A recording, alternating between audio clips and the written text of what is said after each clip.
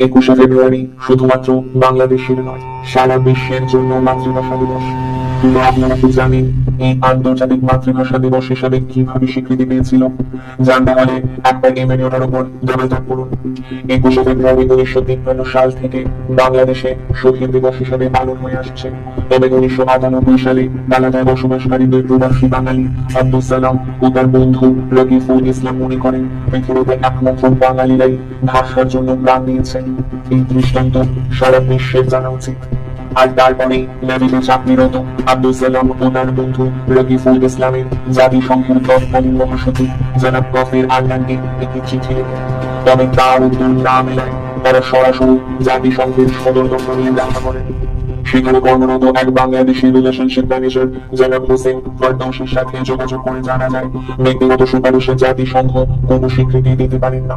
তবে এই বিষয়টি গুরুত্ব বুঝে তিনি তাদের ইউনেস্কোর অধিবেশনে এটি পেশ করার পরামর্শ দেন।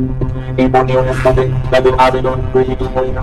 অবশেষে হাঙ্গেরি, ভারত ও বাংলাদেশ কানাডার সুপারিশে বিষয়টি ইউনেস্কোর তিরিশতম অধিবেশনে উপস্থাপিত হয় এবং অবশেষে 188টি দেশের সম্মতির পর 17 নভেম্বর 1999 তারিখে 21শে ফেব্রুয়ারিকে আন্তর্জাতিক ভাষা দিবস হিসাবে গ্রহণ করার সিদ্ধান্ত নেওয়া হয় এবং তার 3 বছর পর অর্থাৎ 2002 সালে জাতিসংঘের সাধারণ পরিষদে এটি স্বীকৃতি পায়। এরপর 2010 সালে আন্তর্জাতিক ভাষা দিবসকে আন্তর্জাতিক মাতৃভাষা দিবস হিসাবে স্বীকৃতি দেওয়া হয়।